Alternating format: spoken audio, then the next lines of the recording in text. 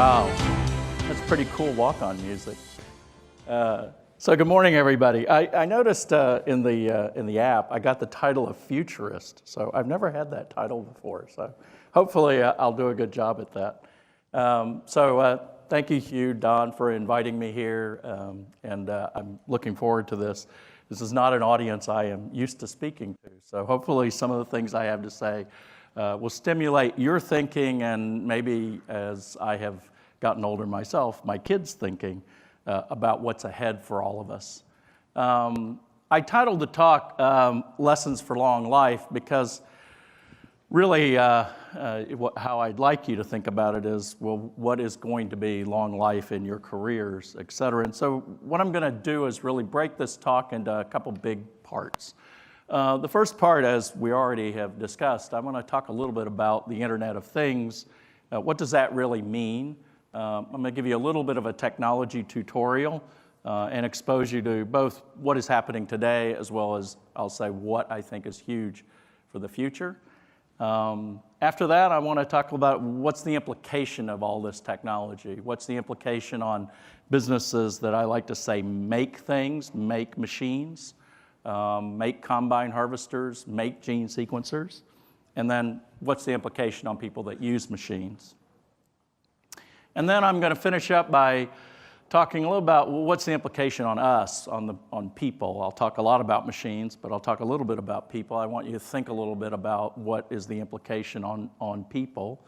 And then finally, because I do teach at Stanford University, I like to give homework. So I'm going to give you a little homework to work on. I have had the privilege, as the introduction said, to kind of live in three worlds almost simultaneously. I did come to Silicon Valley 35 years ago to work for one of the original Kleiner Perkins startups called Tandem Computers, and have had a long association with startups in one form or another, including today, actually just this weekend, a company that I helped found with some of my Stanford kids. We just raised about $1.5 million in seed money, so I'm still very active in the startup space. I've had a long time in big companies at Oracle. These days, I actually serve on a couple corporate boards, including Blackbaud, as I know some of you may know who Blackbaud is, as well as just recently Teradata. And then finally, I've had the privilege to teach at Stanford for about 35 years. In the old days, real stuff, computer architecture. These days, I created a fluffy seminar class that I teach. So I don't have to do too much work. I do the first and last lecture, and in between I have guest lectures. But all my guest lecturers are CEOs of public companies.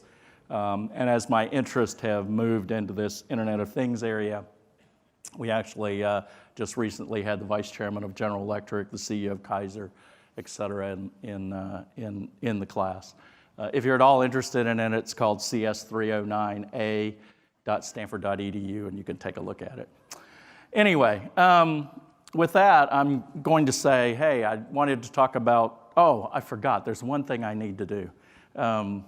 So I know, because I do a reasonable amount of this, that people in the audience are looking at me trying to figure out why I look like this, but I talk like this.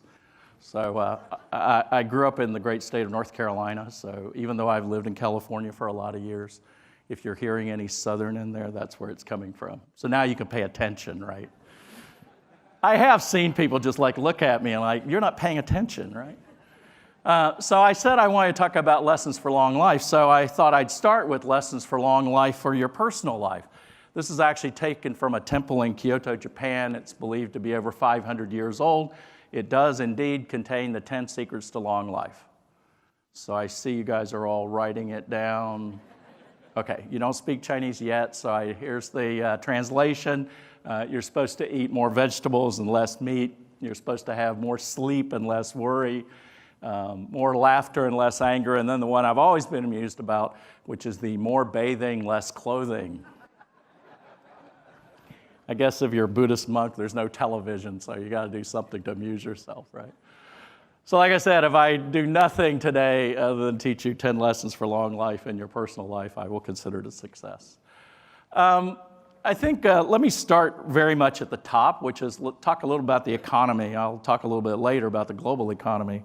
I went back and did a little, some of you may have seen this kind of work. I went and looked and said, oh, who were the Dow companies in 1956, right, that formed the Dow Jones Industrial Average. So here's the list in 1956.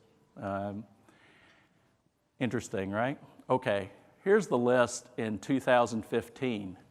There are only 3 companies who were in the Dow Jones in 1956 that still are there in the year 2015. Totally amazing, right? So I think everybody knows, although this is evidence of it, how much change is part of the world. I think what we're right in the middle of right now, or right in the early days, is, this is a World Economic Forum report that got released a couple years ago, most of the internet revolution, most of the software revolution up until now has really just changed, these couple industries. Financial services changed retail, changed media, right? But it's really only touched these industries. They say, and I fully agree with this, in the next 10 years, the Internet of Things will dramatically shift the rest of the economy, of the global economy, right? The global economy, 2/3 of the global GDP is not, right, financial services and media and retail. It's these bedrock industries, power, water, healthcare, transportation, construction, et cetera. So I know you came here to think, well, what is the Internet of Things? What does this mean, okay? So I'm gonna start out and tell you that really up until now, most of the technology we have built, right? I've been at Oracle, so ERP, CRM systems, frankly, any of the e-commerce stuff, any search applications, all of these are what I call Internet of People, IOP applications, right? Because fundamentally, they're designed to talk to us, right, humans. Okay, my Stanford kids, by the way, pay a lot of money to hear the next thing, so you're gonna get it at a much lower cost. So, things are not people. Things are not people. I know this is really hard to grasp, but things are not people. I'm gonna give you 5 reasons why things are not people, okay? First, there are gonna be way more things connected to the internet than there are people. If you listen to John Chambers at Cisco, he quotes a number 500 billion. Well, 500 billion is actually 100 times the global population. A couple of months ago, I was talking to the CIO at Extension Health. Some of you know who they are, big healthcare provider. He said, oh yeah, in our place, we already have more things connected than people. 1. 2, things can be where people are not. Things can be in your stomach, smart pills. Things can be a mile underground in a coal mine. Things can be out in the middle of the Australian outback, okay? So things can be where people aren't. 3, things have more to say, right? All we can do is type a little bit, click, move a mouse, etc. You may not know this, but a modern day wind turbine has 500 sensors sitting on it, right? So it has way more to say than we ever could. 4th, things can say it much more frequently. There's a machine in the coal mining industry called a longwall shearer. This is an incredible machine. It's basically a couple football fields long, 30 meters high. It basically digs through a coal seam. And as it's digging, it forms what they call an artificial roof. Well, one of the challenges they have is sometimes that roof collapses. If the roof collapses, they have to spend weeks digging out their $100 million machine, right? So they put sensors on top of this thing to try to predict roof collapse. Those sensors run at 10,000 cycles per second, 10,000 cycles per second. That is way faster than a human could ever type.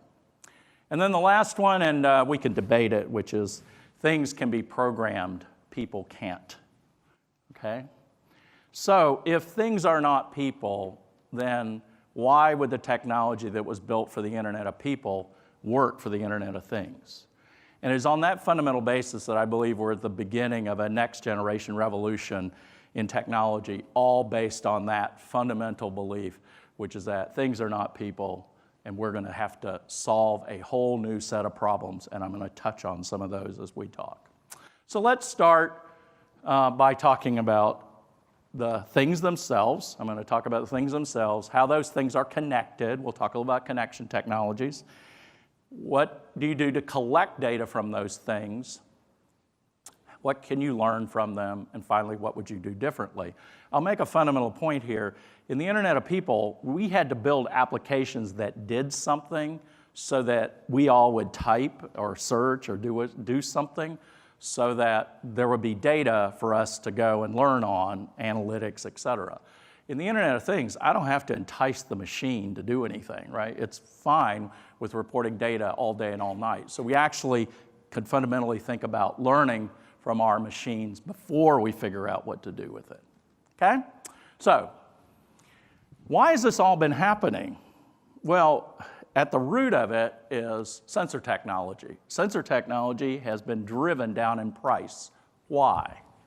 Well, every one of you is holding the answer to that question, right? It's this.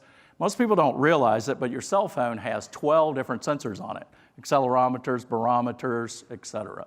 There's actually a cell phone in Japan right now which has a radiometer on it. You can guess why, right? Okay, right. If you think about it, I'm holding something which already talks to 12 sensors. It has a big computer on it with a lot of software, a lot of storage, and it talks to 3 different networks. And by the way, if I took the fancy case off of this and the fancy display, it probably cost about $50, right? Now, today, if you open up a tractor, a blood analyzer, right, a seed drill, any of these sorts of machines, you will see very primitive equipment inside them from a compute point of view. But I think it's not going to be too long until we see what I would like to say is a cell phone inside every machine, right? And by that I mean the type of compute horsepower that's sitting in this, right, which I've made the point is not very expensive, sitting inside every one of these machines. Now, in the introduction they didn't mention, I actually also teach a class. I started a class in cloud computing at Tsinghua University in Beijing. Every year when I go there, I meet some of my former students. And so last year I was meeting the guys at Xiaomi. Have you guys ever heard of Xiaomi? Okay, so Xiaomi is the world's largest manufacturer of cell phones. They make 80 million cell phones a year, 80 million cell phones a year. Okay, so amusingly enough, they are starting to saturate the Chinese market. So they're starting to think about how they expand into India, but they're also starting to think about new products. So I said, like what? He goes, and this is a very local product. So he wheels out this box, and it is an air purifier. Now, if you know anything about China's large cities, I mean, air quality just sucks, right? So an air purifier makes complete sense. Now, by the way, if you open up that air purifier, guess what you see inside? A cell phone.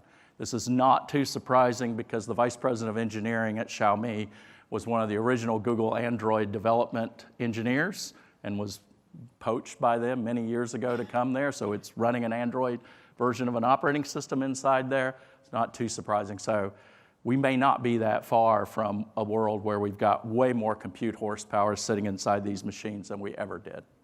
So that's the thing itself. Okay, let's keep going. How is the thing going to be connected? Well, in the world of the Internet of People, we're very happy with 3G, 4G, right? Wi-Fi connectivity sounds good, right?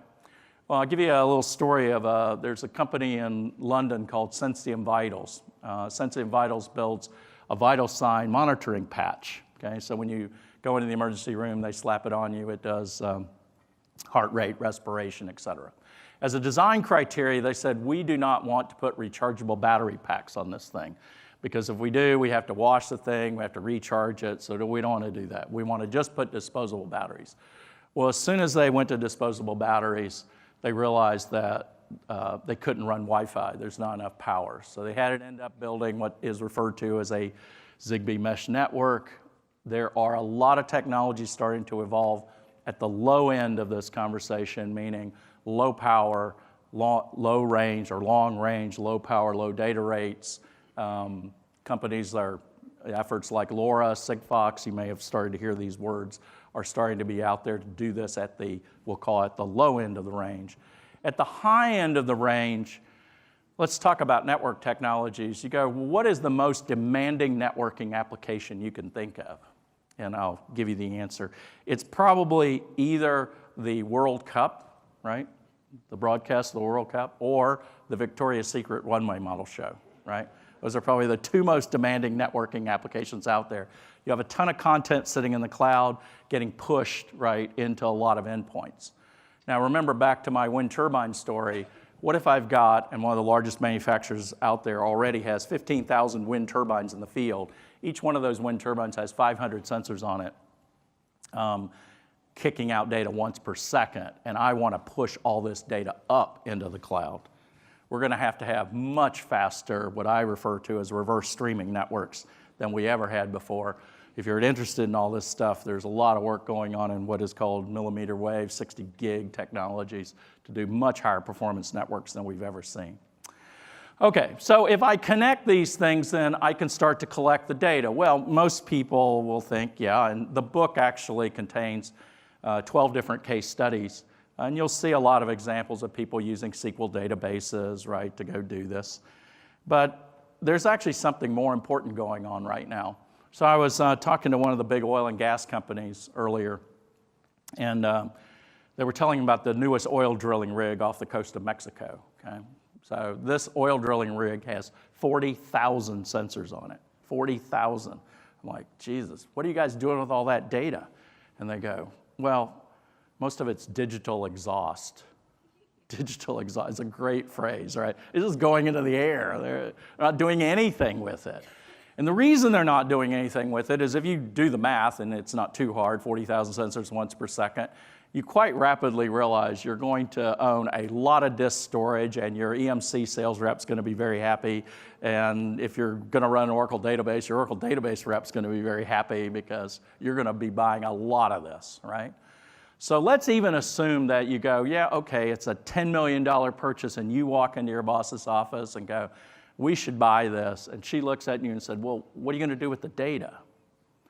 And here's the big challenge, right? The current technologies, BI, analytic type, get a data scientist, they'll be able to visualize this, are not going to work. If you think about it, 15,000 wind turbines telling you the barometric pressure every second. I mean, what human can have any intuition over that kind of data?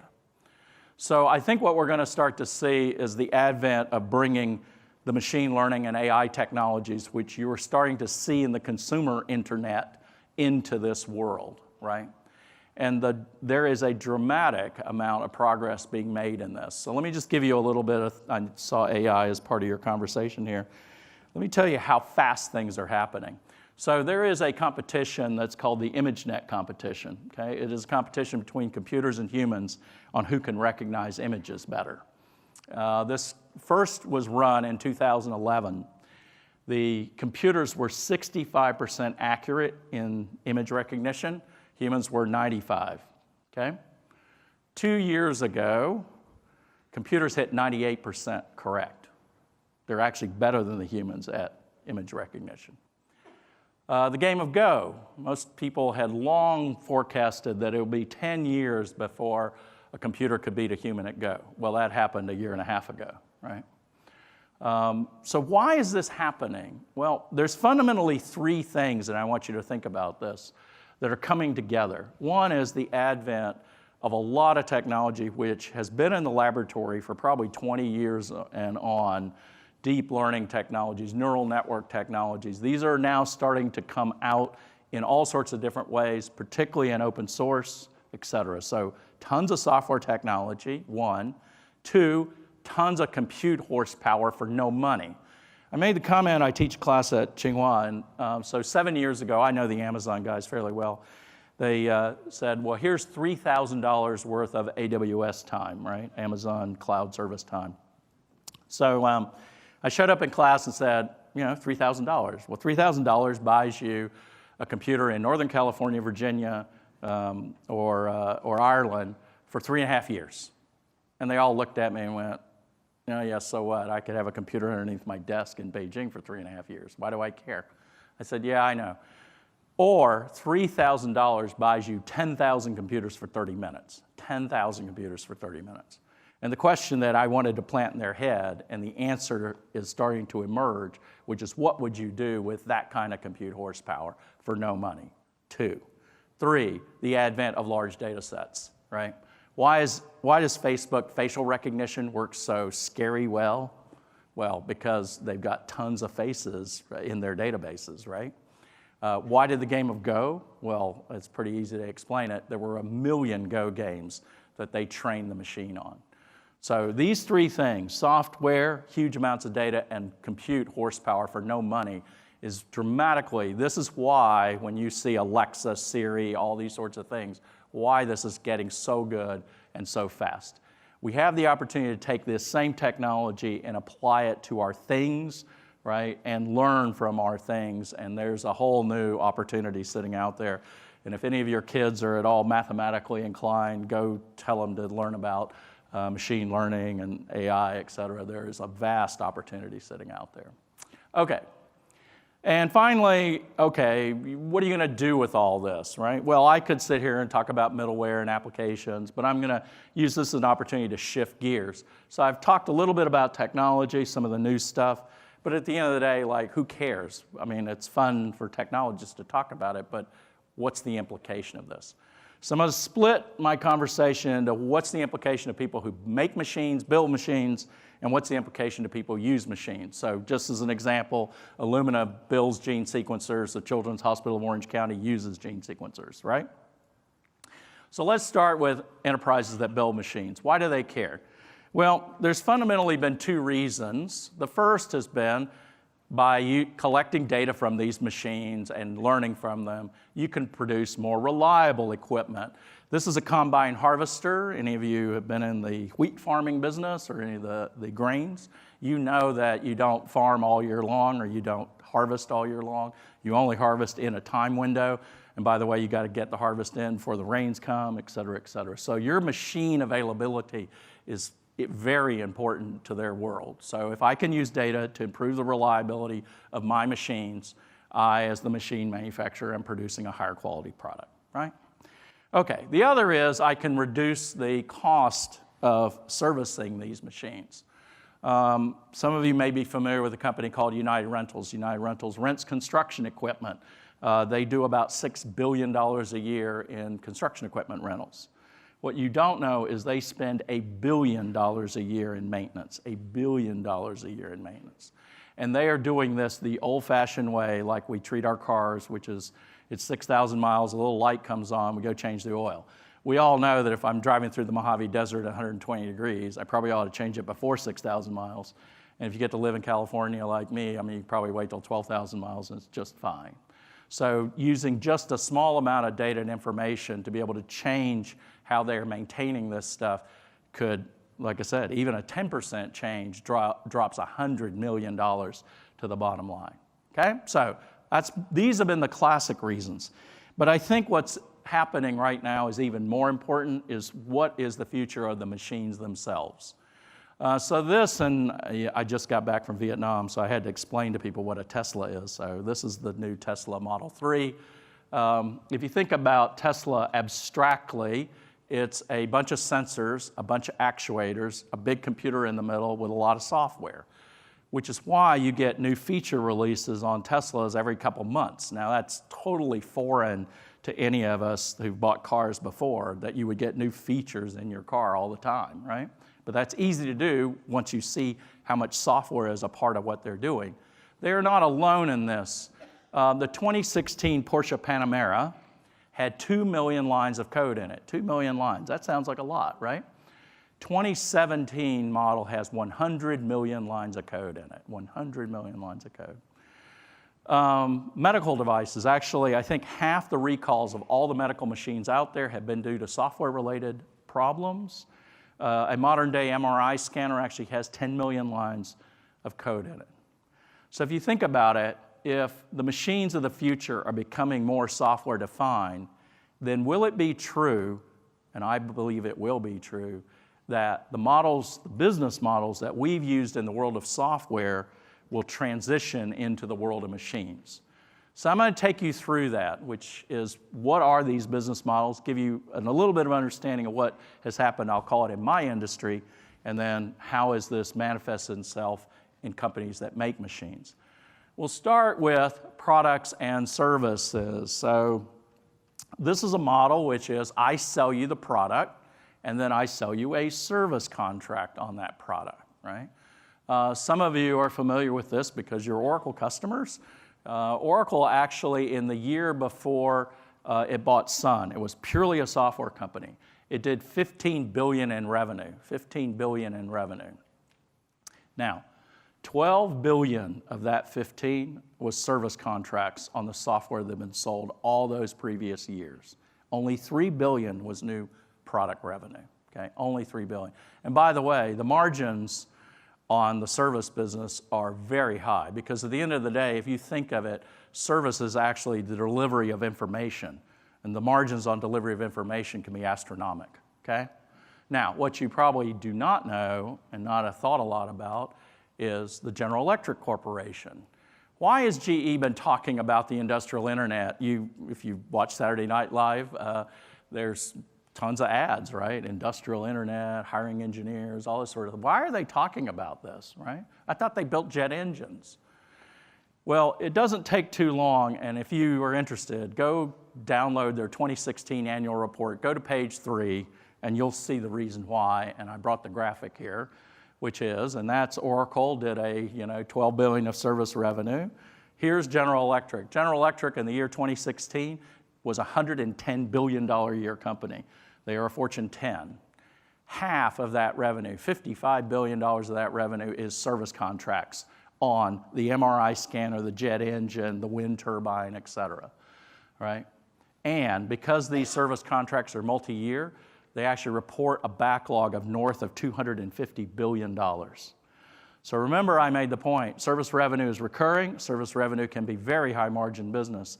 So you can very easily, once you understand this, understand why they're so heavily investing in this space, right, to continue to drive, right, their service revenue business. Okay, so that's model one, sold you a product, sold you a service contract. Well, in the world of software, the next thing we did is said, hey, if I could connect to your server, I can provide you assisted services. I can say, hey, put this patch in and for security purposes, or change the disk configuration, right? And so we would provide these assisted services. I actually started this business at Oracle. We generate $300 million a year just doing that, providing assistance. So what's the analog in the world of machines? So you may never have heard of a company called New York Air Brake. New York Air Brake builds an IoT application. They connect to the locomotive. They collect data from the locomotive. They learn on it. And finally, they provide assistance to the train operator to speed up here and slow down there to save fuel cost. So Norfolk Southern uses them. They save about $6 million a year in fuel by using this system. Okay, so what's after? If I can tell you what to do, what's the last thing to go do? Just do it for you, right? So this year, Rio Tinto, a big mining operation in Australia, is going to run a totally automated train from the north of Australia down to Perth, bringing iron ore. There will not be a human on board. It will be totally automated, right? Now, in the world of software, we said, well, rather than make you figure out what patch to put in or how to manage the performance, why don't we do it for you? We called that software as a service. And so I think we're right at the beginning of now starting to see the idea of machines as a service. This is actually an industrial compressor company. They will sell you an air compressor. They'll sell you a service contract on the air compressor. They'll connect to the air compressor and provide assisted services, or they will provide you compressed air as a service. You don't need to buy any of the equipment. I don't do a lot of consumer examples, but there's a company in Brazil right now. You don't have to buy tires for your car anymore. You just drive up, they'll put new tires on it, and you drive off, and all they do is charge you per mile, right? So anybody who's been a student of what has happened, I'll call it in my industry, in the software and hardware world, knows how disruptive this business model can be. And I think the same thing is about to happen in the world of machines. There are leading edge guys that are starting to do this, and it's going to start leaving a lot of people behind as they make a significant business model change. So enough about people that build machines. Why do people that use machines care about this, right? Why would they care? Well, let me just give you 4 different reasons. The first is there are quite a few businesses out there where the consumables cost is the largest portion of their operating cost. And the one that we are all familiar with is the airline industry, right? Their operating margins are heavily dictated by how much jet fuel they use, right? So if they can operate their airline, their airplanes more precisely, right, they can lower consumables costs, improve operating margins. The one you may not be so familiar with is the world of gene sequencing, right? In gene sequencing, the so-called $1,000 gene sequence, $767 of cost of that gene sequence is actually chemicals, consumables. So taking the consumables cost down there would reduce the cost of doing gene sequencing, which has a lot of interesting implications. So lowering consumables cost, I can also, as an operation, produce a more reliable service. So utility companies, right? They use machines to generate electricity. So I'll tell you a story of Duke Energy. Duke, as some of you know, is one of the largest or the largest electricity producers in the United States. They actually right now have deployed 120 so-called phase measurement units, synchrophasers. These are machines that measure the phase angle in the electric grid. You go, why would you want to do that? Oh, by the way, these things measure it at 60 times per second, just to make that point again. So why would you want to do this? Well, it turns out if you could start measuring phase angle on the grid, you can start learning on it. And what can you learn? You can learn to predict blackouts. So if I can learn to predict blackouts, right, I can prevent them and therefore provide a more reliable service. Third reason, I can produce healthier products. So think about agriculture, right? So you're going to see some agriculture stuff later. So agriculture, right? Well, using less pesticides and less herbicides is a good thing, right? Because I've lowered consumables costs back to that. But if I'm in the business, right, and I'm using less pesticides and less herbicides, I'm actually creating a healthier product. Okay? And finally, I can produce safer systems, right? I started out my career at Tandem Computers. We built nonstop machines, highly reliable machines. We always had a joke about how do you build a reliable computer system.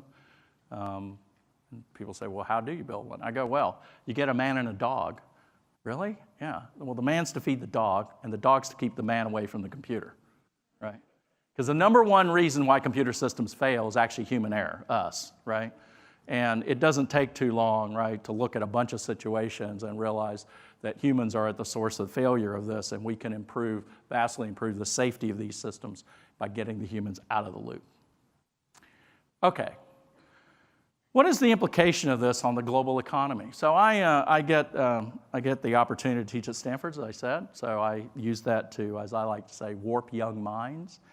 So many of the kids, you'd be surprised to know this, are not sitting around going, God, I really want to go work at Facebook, or I really want to go build a dating app, or I really want to build another restaurant app. I want to do something meaningful.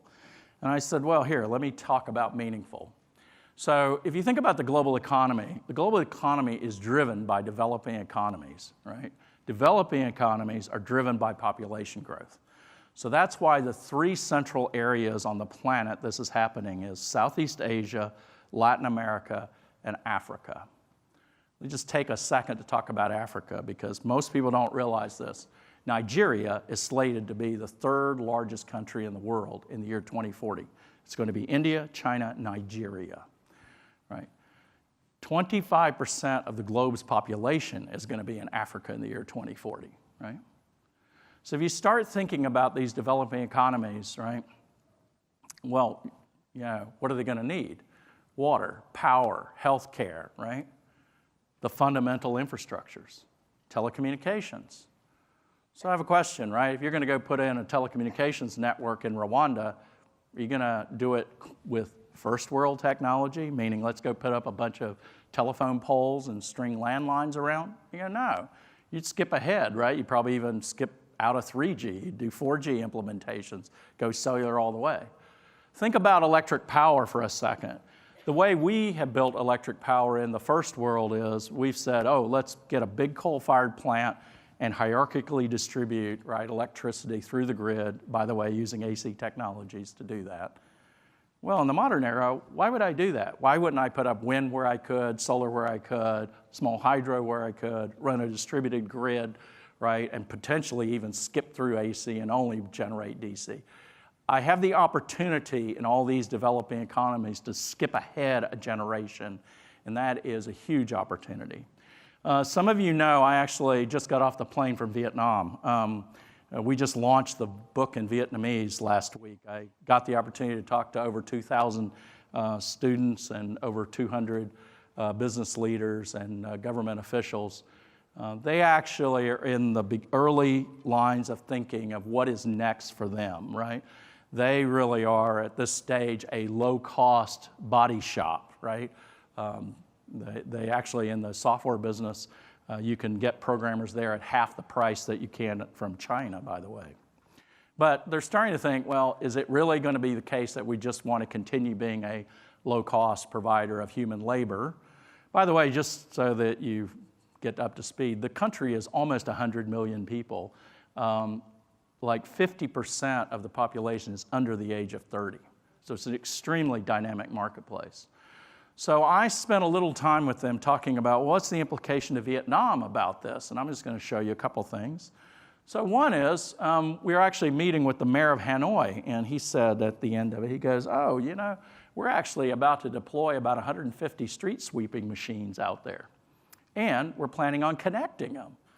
I went, wow, that's pretty interesting. I said, well, what if you guys, right, connected to them, collected all the data from it, learned on it, and were able to do optimization or maintenance of the availability and performance of these street sweepers? I bet you could take that software and sell it back to the guys who are building these street sweepers.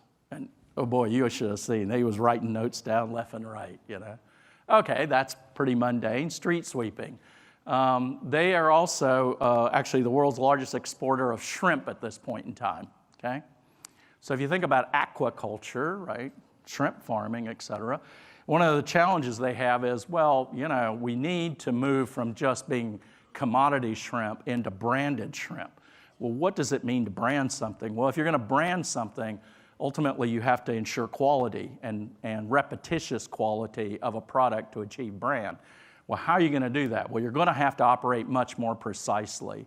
Being able to put sensors into the water, being able to change how the new shrimp equipment might look, right, is hugely an opportunity that they sit right in the front of. And I ended by talking a little to them about healthcare. They, like much of the developing world, if you think about healthcare, there is no way they're going to be able to do, quote, a first world healthcare system, meaning I'm going to build enough medical schools, enough hospitals to replicate, quote, the first world. But instead, I think they have the opportunity to leap ahead in multiple different dimensions. If you think about it, even our hospitals today are kind of antiquated by modern thinking, meaning we put all the equipment next to all the humans. Well, in the world of computers, we've gotten out of that. We put all the computers in one place and we build networks to attach humans to that. There's huge economic advantages in doing that. Why could you not do that in Vietnam? Centralize all the machines, right? Just as we've done with all the servers. And they actually sit with even a more unique opportunity, which is it is possible, right, given their political world, to actually sequence the DNA of all 100 million people. And once you can start to do that, right, the ability to predict cancer, cardiac disease, et cetera, just goes through the roof. So they have a lot of interesting opportunities in front of them from an economic point of view. So with that, I'm going to switch over, talk a little bit about us, people. What is all this going to mean to us, right? And then end by giving you, as I said, a little bit of homework. So you know, I know you're going to hear a little bit more about gamification later, but so I don't know how many people know what this is. World of Warcraft, right? WoW. So World of Warcraft, for those of you who don't know, is probably one of the largest multiplayer game systems out there. There are literally tens of millions of people that play this game. Now, why did I put this up here? Well, actually about 7 or 8 years ago, we got a bunch of Stanford kids together and we went to try to analyze this game. Why, right? Well, in this game, let me describe what happens, right? A group of people who do not all speak the same language come together for a short period of time, accomplish something, and then go away. And I go, God, in the world of work, we are always trying to figure out how to do that, right? How does it happen like repetitively in the world of Warcraft, and it's really difficult in our world? And so we actually went and tried to reverse engineer why is it that World of Warcraft works. I could do a whole long talk about this, but I'll just focus you on one thing to think about. In Warcraft, right away, when you go into Warcraft, you know by looking, right, at what level of person you're talking to, right? Yeah, he's a level 63 guy, okay. We know he has these skills, right? Now in our world, we don't know how to do that. The second part is, right, all the game is engineered so that no one person, you must have a healer and a warrior together because warriors can't heal and healers can't kill. So if you're going to go slay the dragon, you need both those characters. Now we know this is true in the world of work, but it is so fuzzy in our world. Increasingly, I believe in a global population, we used to have to be a bunch of generalists. If we're a little tribe of 500 people, we all have to learn how to do everything, grow food, make weapons, etc. But in a world of 3 billion, 4 billion people, 6 billion connected on the internet, work is going to move to the specialist out there. And so I heavily start getting the kids to think about, well, what is my specialization going to end up being? Because that's where the value is going to be accrued to. I saw the slide about, there's going to be work displacement. I get asked this question regularly, right, about, well, what's the implication of this technology to workers, right? They're going to be displaced. And I go, well, yes, I appreciate this problem, but I think it's even true at the, let's call it the high end of this. So I tell my Stanford kids, I go, the way I think you've got to think is it's not about going to school and then, oh, I get to work for 40 years. That's not the pattern. What this is going to have to look like is 10-year chunks is what I've been telling them. 10 years, 2 to learn, 8 to execute, and start all over again. We've used this phrase lifelong learning for a long time, but I think the reality is it is upon us as we speak. And I think the ways in which we as employers think and help our employees, the way we think as parents and help our kids, right? We got to get people to start to realize that this is going to be the future. And if you're not on this cycle, it's not going to be easy, okay? And last, I think, as many of you who have been looking at education know, it's getting increasingly easy. The rote stuff of learning, by the way, machine learning, you can go take a class online on Coursera taught by Andrew Ng, the Stanford class, and it's free, okay? So the traditional, right, learning we'll call it the rote stuff, increasingly is going to be taken over by remote systems of one form or another. What we're going to be left with, and the question that I ask people is I go, can you teach creativity? Can you teach creativity? Because my observation's been, right, if you are interested, right, if you are sitting there thinking about what might be possible, right, that's where the germs of the next generation come from, is from thinking about that. That's what you're actually thinking about, not trying to, do multiplication or division or any of the rote stuff. So increasingly, can we teach? If we can teach creativity, that is going to sit at the core of any of the stuff we talk about as innovation. Okay. As I said, I teach school, so I like to give homework. So I'm going to give you a little homework for you to think about, okay? So I'll start with, in an agrarian age, right, we used to have to teach our kids how to farm. In an information age, we should teach our kids, right, about computers and software. And I think this is a little bit of a thing I've seen in Silicon Valley, which is you'll see these high school kids applying to all the name brand universities, and you'll ask them what are they going to major in, and they'll all go, well, I'm going to be pre-med, right? And so then I go, well, why wouldn't you be a computer science major? And they go, well, computer science is hard. I go, well, have you ever taken organic chemistry? Not easy, right? So, I think we have a responsibility to start to push people this way. I want to give you a little interesting stat. The #1 major for women at Stanford University is now computer science, by the way. And I think that we're going to have to take the step of moving this stuff into multiple disciplines. Part of the reason I started the class at Stanford, it's listed in computer science, but I aggressively go after everybody else on campus. So about a third of my kids are CSEEs, about a third are coming out of the MBA school, and about a third is everything else. So I've had third-year postdocs in the med school. Last year we had 8 kids from the law school, so we heavily try to push this out there into the community.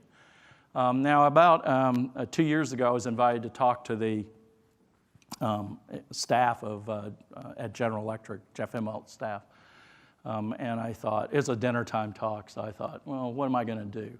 So I thought, well, maybe I'll do a talk called Why is Hardware Not Software? And I started out my talk and I said, well, guys, you know, I know it's hard to build jet engines and MRI scanners and all that sort of stuff, but at the end of the day, it's not software. And I took them through 2 or 3 fundamental reasons why they're very, very different things. Now, I was feeling a little bad after this, thinking, oh, I'm giving a bunch of old guys a hard time about not knowing about software. So it turns out last quarter I had a couple of my kids in class were mechanical engineers. And most of the guys who run these big industrial companies, that's what their background is, mechanical engineering. And so I was feeling a little bad. So I'm sitting down with these kids, you know, brand new Stanford kids. I go through their curriculum, and I come to discover there is no software in their curriculum, like 0, right? And in fact, if they're at all interested, they're told to go over and take the CS classes, which I happen to know what those are, and went, oh, you know, maybe, right? So I've been talking to people about, there's a whole idea in the world of mechanical engineering of mechatronics, meaning the blending of mechanical engineering and electronics. I think there's coming the time we've got to blend the worlds of mechanical engineering and software. And you know, maybe this is something universities take on, maybe not. Maybe this is going to have to happen in the rest of the world, right? Because I think this is high time that we're going to have to do this. This is going to even apply to things that are not, you know, what we like to think of as engineering curriculums. I mean, the world of insurance is going to change dramatically. If I can start to measure everything about cars, about buildings, about machines, right, how this will ultimately change the insurance industry is going to happen as well. I often ask people this question, which is, when is CIO a path to CEO? And most people look at me funny like, well, that never happens, right? It's the VP of sales that gets to be the CEO. Well, it can't be the CIO, right? And I go, well, let me just ask you one simple question. I said, who is the CIO at Facebook? Who's the CIO at Amazon? Who's the CIO at Google? And I go, yeah, I know you're thinking about the guy in the back office that's managing the SAP implementation. I said, but at the end of the day, Mark Zuckerberg is the CIO at Facebook. Jeff Bezos is the CIO at Amazon. Their business and software are totally intertwined. And I believe that's the future for every business out there. So we're going to have to get people on this line of conversation, getting people thinking this way. And I'll kind of end by saying it's never too late and tell you a story. I said I teach this class at Stanford. About 90 of my kids are local. About 10 are remote. 2 years ago, one of the remote kids sends me an email and says, oh, you know, I really like to meet the professor. I'm kind of old school. I said, okay. So we meet for breakfast. I'm sitting there. He arrives, and I look, and I go, God, you know, it doesn't look like a regular student. He sits down, and here's his story. He has an MD degree, an MPH, an MBA, and he has been chief of pediatric cardiology at Children's Hospital Orange County for 25 years. So I look at him and go, what are you doing here, right? He says, well, you know, I was watching Jeopardy, right? And I saw Watson beat the humans. And I decided it was time for artificial intelligence, big data, and cloud computing to meet the medical profession. I go, okay. And just like any regular person, he decides that in order to go do this, he needs a master's degree in bioinformatics from Stanford. Now, by the way, this is probably the top program in the country, right? So he gets admitted. Later on, we talked to the head of department. He goes, yeah, we admitted him because we were like, who is this guy? So he shows up. Now, they expect you know how to program when you arrive, right? That's just like opening stakes. He goes, I didn't have any knowledge of this, right? So he goes, I have a Python book over here and my homework assignment over here. and it takes him 3.5 years to complete a 2-year program. Why? Because he is still on call as chief of pediatric cardiology, right? Now, I tell this story because I go, it is never too late for any of us, right, to learn something new. So I encourage you, if you're at all interested in what I just said, Precision, the book has been out for about a year now. It talks a little bit more detail than what I said, tons of case studies to try to bring it to life. If you're at all interested in learning about this more, there's an online class that's just been released. You can go to this URL and go take it. It's tons of video, et cetera. So I'll end and by saying this, which is, unless we all go move to Mars, and I know there are people who are working on that project, but unless we all go move to Mars, we are going to have to operate a more precise planet. And I think at the end of the day, the technologies that I've just talked about, the business models I've just talked about, stand at the opportunity to go do that. It will be really the first time that technology can and will reshape the world. So with that, I appreciate your time and attention, and turn it back over to our MC. There you go.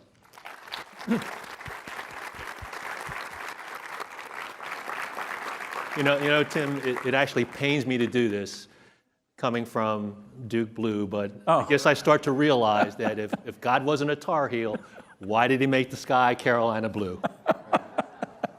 Thank you very much, Tim, for sharing this.